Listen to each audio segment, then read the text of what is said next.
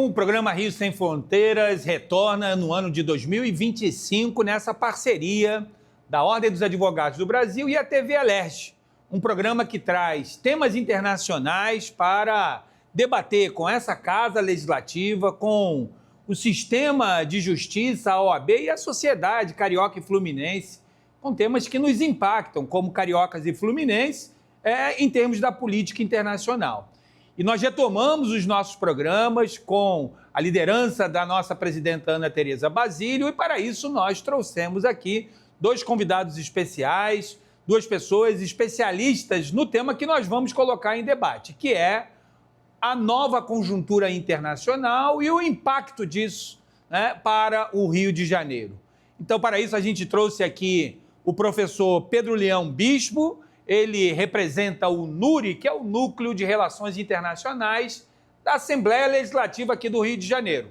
E acompanhando aqui o meu querido amigo de muitos anos, doutor, professor, especialista em política internacional, membro da Comissão de Direito Internacional da OAB, Lier Pires. Sejam bem-vindos a esse tema, que é um tema que está na ordem do dia e na ordem mundial. Começaria contigo, Lier, trazendo uma reflexão mais análise de conjuntura mesmo, né? Porque o próprio FMI já estabeleceu, por exemplo, que o crescimento mundial ele viria numa ordem de 3,3% no ano de 2025. Mas já se tem notícias, depois, né, das decisões e medidas adotadas pelo presidente Trump, norte-americano, que isso tende a diminuir e não se estabilizar nenhum indicador. Então, eu queria que você trouxesse os novos parâmetros da ordem mundial, o que nos espera enquanto Rio de Janeiro. Professor Nicodemos, muito obrigado pelo convite, professor Pedro pela parceria, aqueles que nos acompanham, né, por diversas mídias. Prazer estar na casa mais uma vez. Mas acho que tem um velho brocardo chinês em que eles dizem que crise é igual a oportunidade. O mesmo ideograma que se usa para crise, se usa para oportunidade.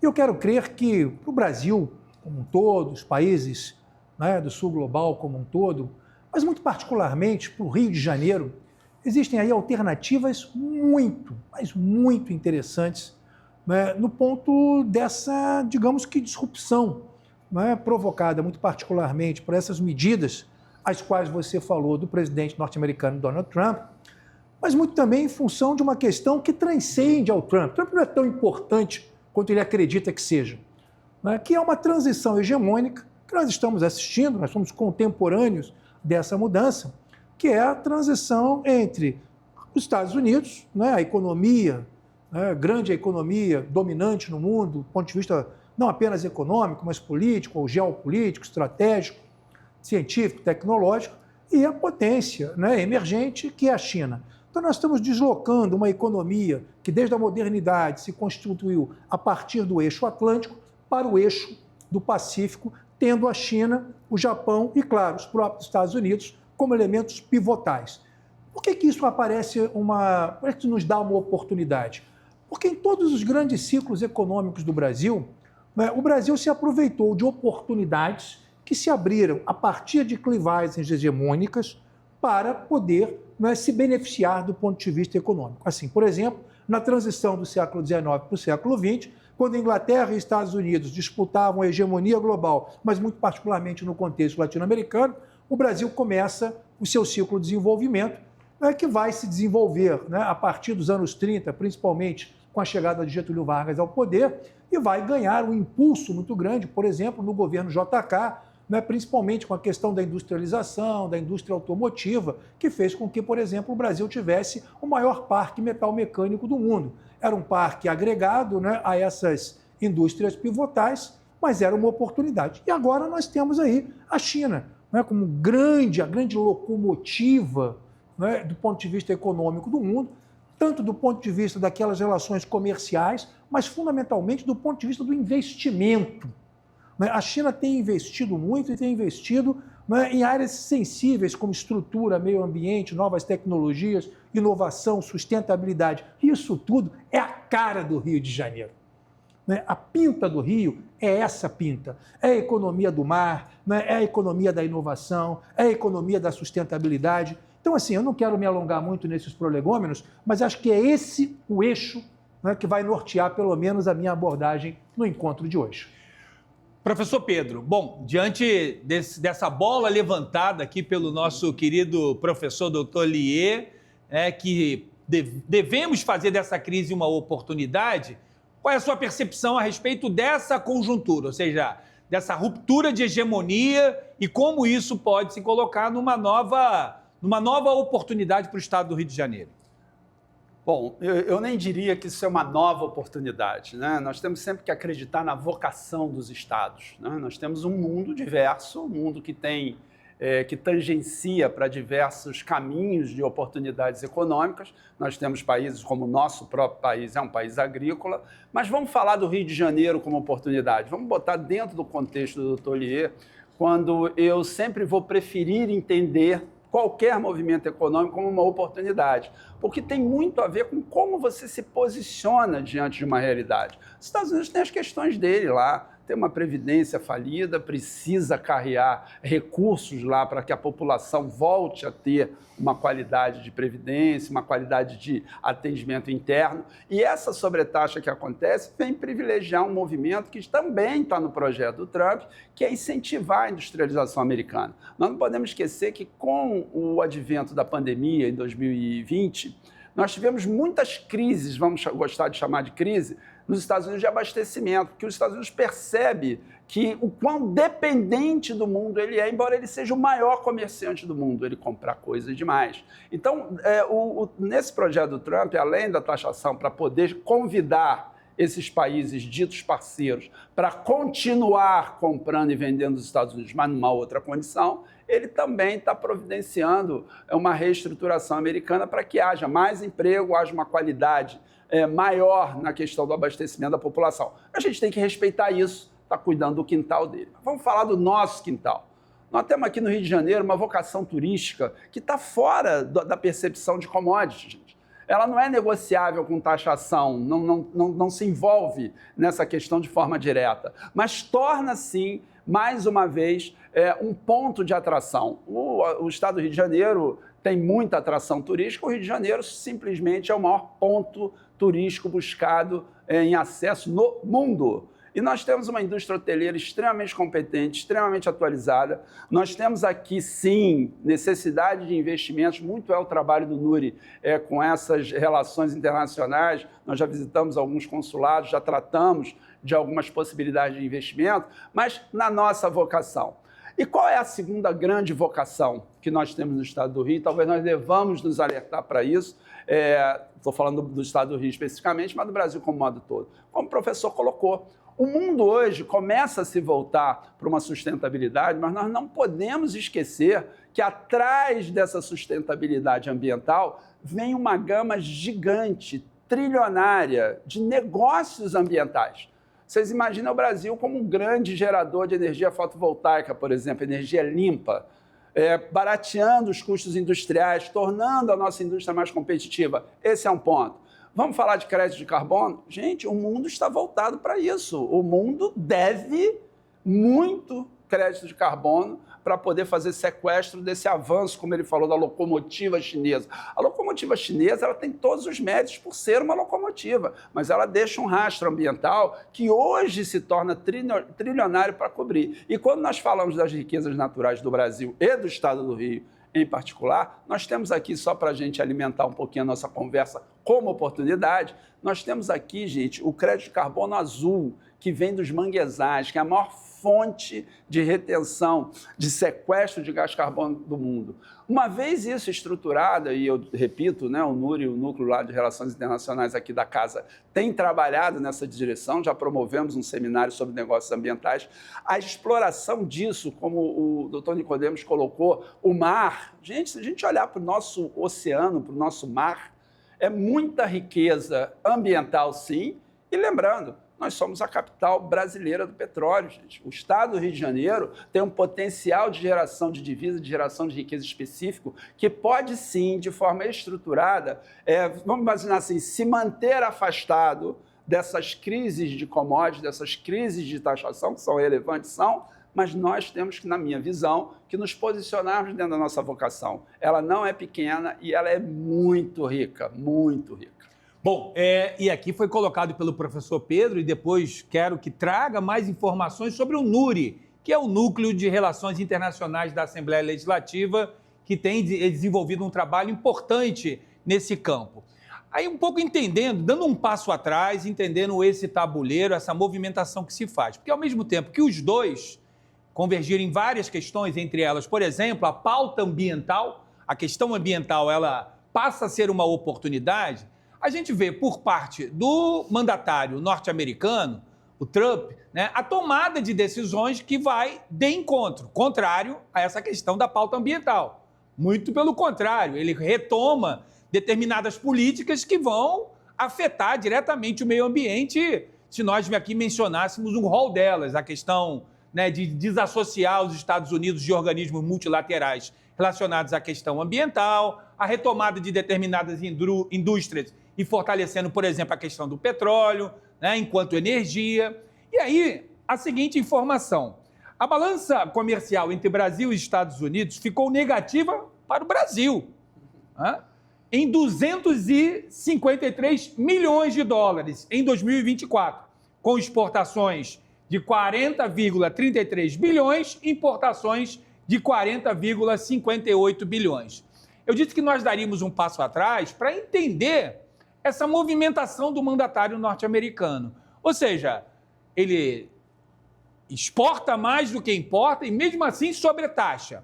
A pauta é ambiental e ele retoma políticas antiambientalistas. Qual é a lógica disso? É um freio de ajuste? É a defesa do próprio quintal? Como é que você vê isso, Lê? Nicodemos, em cada momento histórico, as gerações são convidadas a se aliarem ao passado ou ao futuro.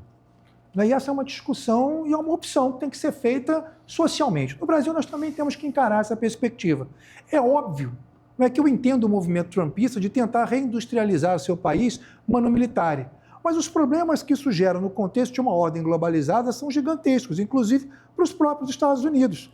Você veja, por exemplo, o número de empresários norte-americanos que estão, por exemplo, há 40, 50 anos produzindo no Sudeste Asiático ou mesmo na China, e aqueles que estão particularmente na China, que é o pivô desta guerra comercial que o Trump está estabelecendo, né, atualmente, estão absolutamente desesperados porque acreditaram na proposta norte-americana de produzir num país comunista, entre aspas, para exportar para o mercado americano, e hoje não estão conseguindo exportar para o mercado americano porque o próprio presidente dos Estados Unidos está sobretaxando as empresas americanas que produzem na China ou nos demais países do Sudeste Asiático. Mas eu não quero ficar muito na economia industrial, não, que eu assento como fundamental importância e o Rio de Janeiro tem o desafio de se reindustrializar e eu quero falar um pouco sobre isso ainda. Mas a grande questão, Nicodemos, é essa perspectiva ambiental.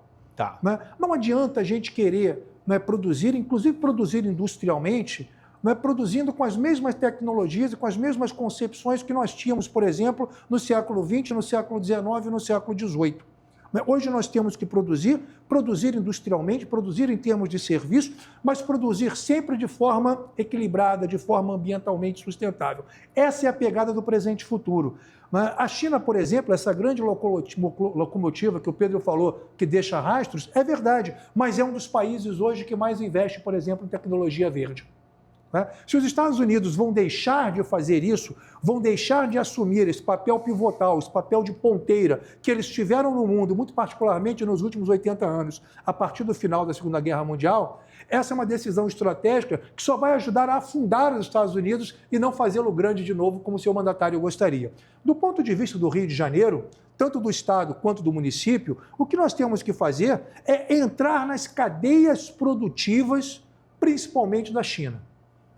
Sempre que nós crescemos no rastro de cadeias produtivas. Por quê? Porque nós não temos moeda forte, nós não temos moeda estável, nós não temos poupança interna, nós não temos a união do capital industrial com o capital financeiro, portanto, nós não temos estoque de capital de reservas para produzir grandes movimentos de industrialização, quer do ponto de vista tradicional, quer do ponto de vista das novas tecnologias, de inovação, etc. e tal, inclusive naquilo que diz respeito ao meio ambiente. Então, nós temos que fazer isso agregado a cadeias produtivas, como eu disse, por exemplo, que nós fizemos no governo Juscelino Kubitschek. Nós temos todas as possibilidades de fazer isso. A economia do mar, que foi brevemente tocada aqui pelo professor Pedro, é uma coisa gigantesca. E não apenas pensando, por exemplo, na produção de petróleo e gás na Bacia de Campos, né? Não apenas pensando na rede portuária do Rio de Janeiro, que vai, por exemplo, de Itaguaí ao Porto de Açu, né? Não apenas pensando nas usinas nucleares de Angra, mas pensando em todo o complexo da economia do mar, que tem a ver com o turismo, que tem a ver com o comércio,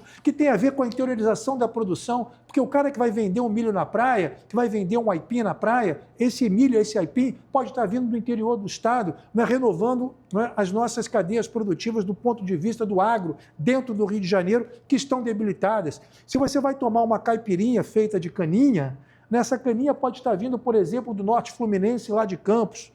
Então, nós temos a possibilidade e o desafio. E no caso do Rio de Janeiro, hoje, né, nós temos uma possibilidade gigantesca. Eu quero fazer essa proposta aqui. Eu publiquei esse artigo no Toda a Palavra, ele está agora saindo aí para todo mundo. Mas é uma ideia que eu tenho e lanço aqui para todos vocês debaterem. Rio de Janeiro, sede permanente dos BRICS.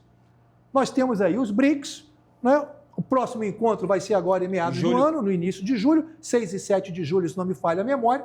O BRICS não tem ainda uma sede permanente, um secretariado fixo. O Rio de Janeiro é uma cidade global, é uma cidade do sul global, desse mapa suleado, onde nós olhamos um grande oceano, uma grande massa oceânica única, que, como diria o Mahan, é uma via de conexão entre os povos. E nós podemos ter do Rio de Janeiro sede dos BRICS. Olha que ideia bacana, hein?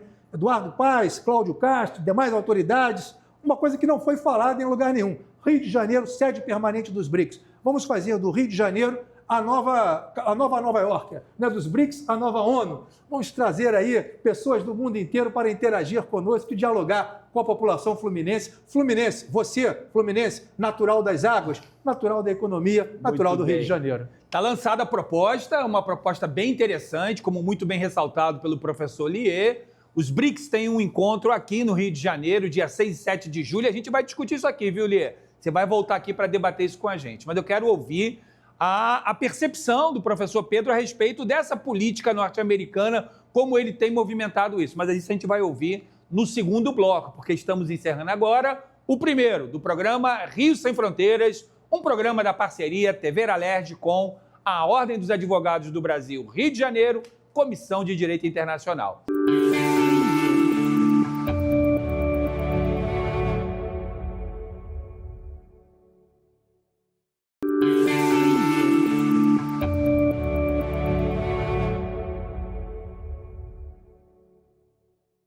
Bom, voltamos com o nosso segundo bloco do programa Rio Sem Fronteiras, uma parceria entre a TV Alerj e a Ordem dos Advogados do Brasil, a nossa Comissão de Direito Internacional. Eu sou o Carlos Nicodemos, presido a Comissão de Direito Internacional e trago aqui especialistas em relação aos temas internacionais que têm afetação em relação aos nossos interesses como cariocas e fluminenses. E nós temos aqui dois especialistas sobre conjuntura internacional, essa nova ordem que está colocada no mundo em relação à questão da economia, da política, dos costumes, dos valores e que nos impõe refletir para saber como é que nós devemos e levamos a política no estado do Rio de Janeiro para o bom e melhor desenvolvimento. Para isso, nós trouxemos aqui primeiro o professor Pedro Leão Bispo, ele integra o NURI, que é o Núcleo de Relações Internacionais aqui da Alerj, que é pilotado e dirigido pelo deputado Daniel Libreron. E também temos aqui no nosso estúdio meu querido amigo de muitos anos, uma pessoa que eu admiro muito, que integra a Comissão de Direito Internacional da OAB, professor, doutor, uma pessoa especialista dedicada ao tema da conjuntura internacional. Lier Pires, seja bem-vindo os dois mais uma vez. Mas a bola está contigo, professor Pedro. Pouco analisando essa movimentação norte-americana um pouco oscilante, até mesmo duvidosa, porque é um vai e vem e adotando medidas que me parece que reclama muito mais atenção do que efetividade. Professor Pedro. São discussões sempre muito interessantes. Eu só queria voltar um pouquinho no Dr. Lier, quando ele cita o movimento do presidente Juscelino Kubitschek ao levar a capital do Brasil para o centro e poder começar uma estruturação industrial dentro do país. Qual era o objetivo disso, na realidade? Ocupar a população, distribuir essa questão da ocupação na riqueza. Só que lembrando sempre que como é que se faz isso? O Juscelino fez isso num país pobre, né? Fez isso captando o recurso internacional dos grandes bancos. Os grandes bancos entraram aqui no Brasil como os grandes financiadores. O que isso acarreta ali no início da década de 60? Emissão de moeda, dívida interna que começou a se tornar impagável. A gente nunca deve esquecer que hoje a dívida interna dos Estados Unidos ela é absurdamente gigante, ela é considerada inadministrável por alguns especialistas. Eu não chego a tanto.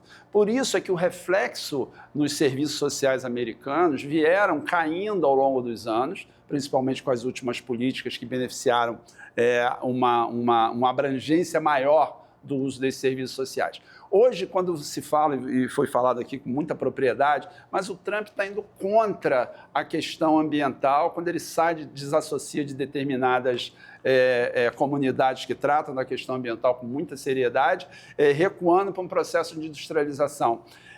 Lembrar disso, né? Eu acho que o doutor Nicodemos falou aqui do cuidado quintal, foi uma expressão também que eu usei. Os Estados Unidos têm necessidades que são deles. A gente busca respeitar esses movimentos. Quando a gente entende essa lógica que está por trás dessa reestruturação, como eu acabei de citar, na pandemia ficou muito clara a dependência externa dos Estados Unidos pela sua desindustrialização. Ela depende muito de muitos produtos e subsídios estrangeiros. Essa relação com o empresariado lá, como o doutor Lê falou, em relação a ter ido para a China e agora está voltando sobretaxado, a gente sempre tem que acreditar na acomodação dessas coisas, né? As medidas elas vão se adequando, elas vão se adaptando. Então, essa questão que nós estamos frisando da questão ambiental, ela não tem volta.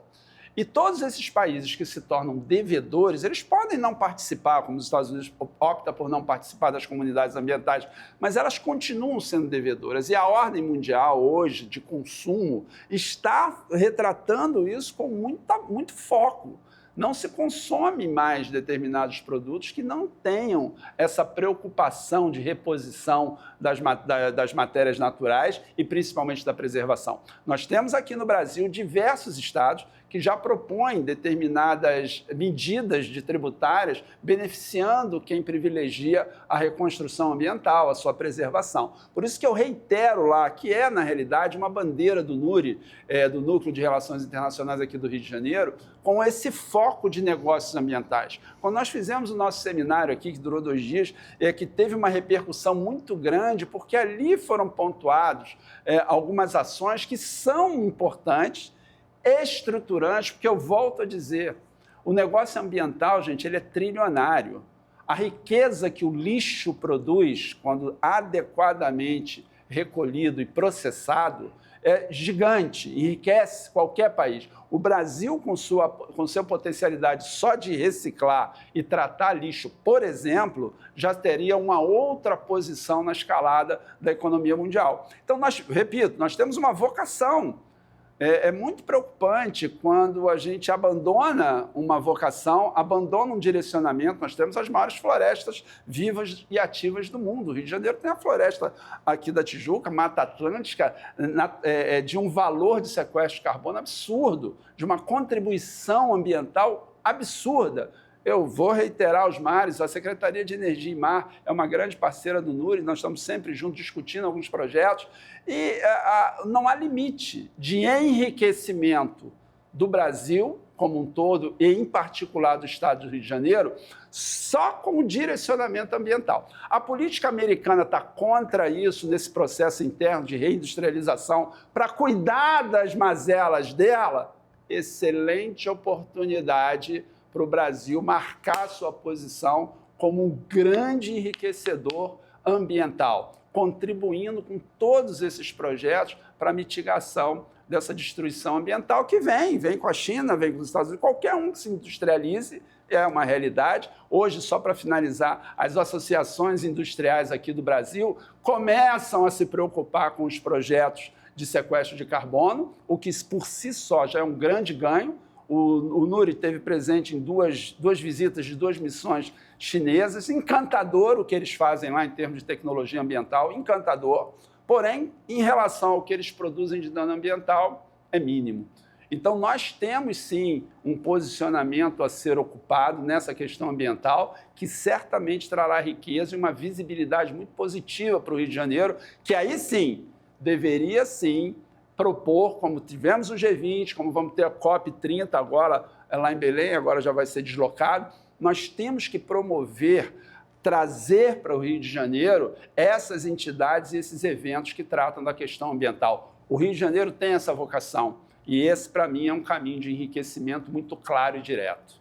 Excelente, e aí eu vou colocar uma outra questão, porque a gente abre esse debate contigo, professor Lier, discutindo a questão da ruptura de uma hegemonia, né? A criação de novas referências mundiais, e também falamos aqui a questão da afetação aos organismos multilaterais. Então, a gente tem as corridas das grandes potências, a gente tem ações que vão autorizando e desautorizando os organismos multilaterais, mas, ao mesmo tempo, a gente teve, ano passado, o G20 aqui, vai ter o encontro dos BRICS, vai ter a COP30, como disse o professor Pedro, que são, né, manifestações que vêm nessa política internacional multilateralista e que se reforça ou não diante dessa ruptura da nova hegemonia, né, porque a nova hegemonia está dizendo há 2 dias, Xi Jinping tem dito, não, nós não sentamos à mesa para conversar sobre repactuação desse tarifaço, não. E os Estados Unidos, sim, nós conversamos. E aí o mundo como fica naquela outra ordem que era o multilateralismo e os grandes desafios que estão colocados a esses eventos. Engraçado a gente perceber, não é, Nicodemos? Pedro, vê se você também pensa dessa forma, né? A gente vive um mundo muito curioso, né? Onde parece que quem defende hoje o capitalismo é a China. Né? E quem defende todo o discurso, né, de uma ordem multilateral, institucionalizada a partir de uma perspectiva liberal, cujos fundamentos foram lançados pelas grandes organizações internacionais na transição do século XIX para o século XX, se materializaram pela primeira vez na Liga ou Sociedade das Nações em 1919, como fruto do Tratado de Versalhes, dando fim à Primeira Guerra Mundial, e ganharam a sua feição, né, a sua tradução mais completa, em 1945, com a fundação das Nações Unidas. 80 anos do fim da Segunda Guerra, esse ano, 80 anos do fim da Segunda Guerra e 80 anos de criação, né, das Nações Unidas subsequentemente, né, essa ordem multilateral que teve os Estados Unidos como um dos seus pivôs estratégicos, hoje é fundamentalmente defendida pela China. Então, assim, é um mundo curioso e que nos mostra que nós devemos estar aliados essencialmente ao presente futuro e não ao presente passado. Quando eu digo isso, eu não digo que o Brasil tem que romper os seus laços históricos, né, com a Europa e muito menos com os Estados Unidos. Não é isso. Nós sabemos fazer isso. Nós tivemos a independência em 22, né, em 1822, e não rompemos os nossos laços com Portugal. Abraçamos a perspectiva norte-americana sem abrir mão do diálogo que tínhamos com a Inglaterra e subsidiariamente com a França. E podemos perfeitamente hoje, né, pela tradição diplomática, pacífica, negocial, democrática que temos, né, abrirmos-nos para o mercado asiático, particularmente chinês, sem romper com as ligações históricas que temos com a Europa, com os Estados Unidos. Isso é muito claro, por exemplo, quando a gente vê o presidente Lula, né, se resguardando do ponto de vista do Congresso Nacional, né, autorizando sobretaxas, né, as eventuais aumentos tarifários impostos pelos Estados Unidos, mas não praticando. Não praticando por quê? Porque entende que é melhor negociar. Né? Quando a gente tem, por exemplo, a possibilidade estratégica, né, de que nós, né, estabeleçamos agora, e cada vez com mais força, o acordo entre o Mercosul e a União Europeia. A visceral necessidade que nós temos e temos que reconhecer que temos, né, de ingressar na Rota da Seda, né, para nos conectarmos a esse grande eixo econômico global que está deslocado do Atlântico para o Pacífico, e o Brasil não tem uma costa pacífica, mas nós podemos atingir ao Pacífico, principalmente hoje pelo Porto de Xangai. Então temos que ter uma malha ferroviária conectando os vários pivôs estratégicos do país, né, a essa nova saída para o Pacífico. E o Rio de Janeiro tem essa possibilidade. O Rio de Janeiro tem tradição industrial, tem tradição agrícola, Tem terras vazias, principalmente no norte e noroeste fluminense, onde uma retomada agrícola poderia ser feita. Nós somos a capital brasileira do petróleo, mas nós temos também grandes universidades públicas e privadas, né? Nós temos centros de pesquisa, como o CENPES da Petrobras, dentre outros, Fundação Oswaldo Cruz, né, dentre tantos outros. Nós temos, por exemplo, um dos maiores litorais, embora o Rio de Janeiro não seja um dos maiores estados brasileiros, nós temos um dos maiores litorais do Brasil. E eu volto a insistir, a economia do mar, ela é absolutamente fundamental se nós quisermos trabalhar o Rio de Janeiro dentro de uma outra perspectiva de desenvolvimento que agregue as suas questões históricas, indústria, agricultura, pecuária, com as questões da inovação tecnológica necessárias a pensarmos o mundo contemporâneo. Então, pensar a economia do mar hoje é pensar produção de algas, produção de energia, produção, né, de energia limpa e renovável, né? É pensar, por exemplo, no turismo, a Baía da Guanabara. Olha o quanto nós poderíamos, né, trabalhar aqui na Baía de Guanabara. A Baía de Sydney, na Austrália, né, tem aproximadamente 30 roteiros turísticos. Quantos roteiros turísticos tem na Baía de Guanabara? Eu digo, acho que talvez não cheguem a 10, com todo o potencial hoteleiro, com todo o potencial de atração turístico. Os manguezais no fundo da Baía de Guanabara, em Caxias, em Magé, poderiam ser também polos de atração turística, né, para que as pessoas vissem essa diversidade, né, de climas e relevos que existem no Rio de Janeiro, que tem uma região serra, né, que tem uma região de mar. Então, assim, cara, o Rio de Janeiro teria tudo a ganhar se ele entrasse nessas cadeias produtivas, aproveitando essas crises globais, essas rupturas hegemônicas, para renovar o seu processo de inserção. O Brasil teria a ganhar com isso, o Estado do Rio de Janeiro teria a ganhar com isso, e a cidade do Rio de Janeiro, que tem uma vocação absolutamente fantástica. Professor Nicodemos, professor Pedro, qual foi a única cidade fora da Europa a ser sede de um império colonial europeu? O Rio de Janeiro, entre 1808 e 1815, né, quando sede do Império do Brasil, do Portugal e do Algarve.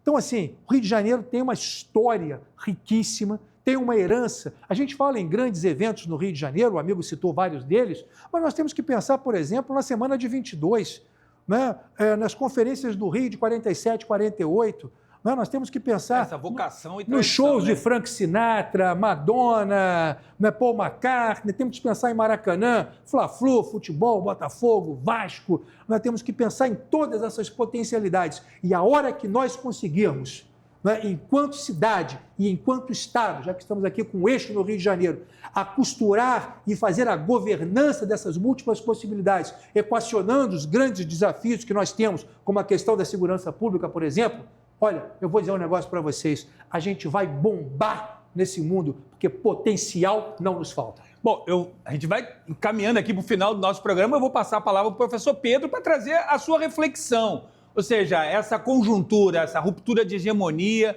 as oportunidades do Rio de Janeiro, o multilateralismo e esse conjunto de eventos que vão passando pelo Brasil e pelo Rio, né? Como já colocamos aqui, 6 e 7 de julho, o encontro dos BRICS aqui no Rio de Janeiro. E teremos a COP30 lá em cima, no norte, né? E tivemos aqui o G20 no ano passado. Então, professor Pedro.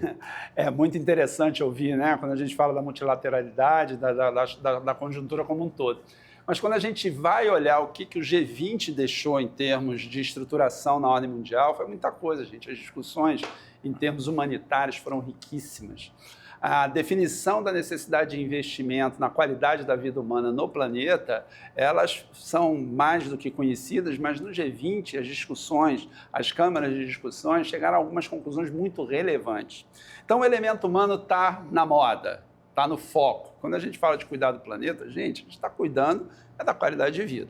Então eu repito dessa vocação porque o brasileiro, de modo geral, ele tem uma coisa que está na nossa raiz, que é a criatividade. Hoje nós produzimos vinho ali naquela região de Areal de uma qualidade premiada já. Pouca gente sabe disso. Na Serra. Hoje nós temos ali nessa mesma localidade a atração de colônias europeias que estão se instalando, gente, naquela reunião, para que essas culturas se preservem aqui no Rio de Janeiro. Por que isso acontece no Rio de Janeiro, em especial, e no Brasil de modo geral? Gente, essa é a nossa vocação. Nós somos receptivos, nós estamos abertos, nós acolhemos.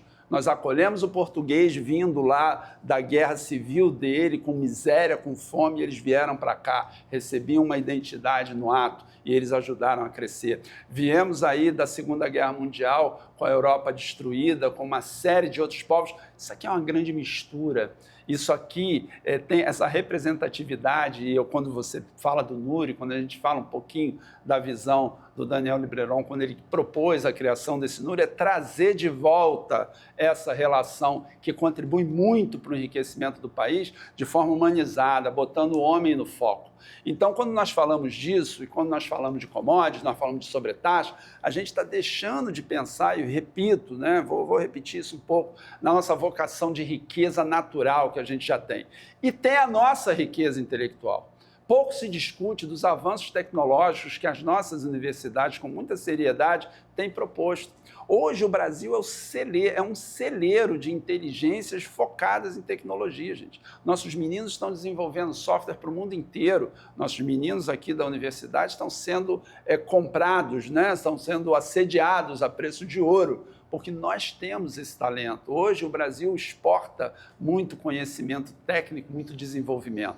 E eu repito isso, né? O direcionamento de muita solução agrícola, por exemplo, que é uma das nossas vocações, ela vem da tecnologia.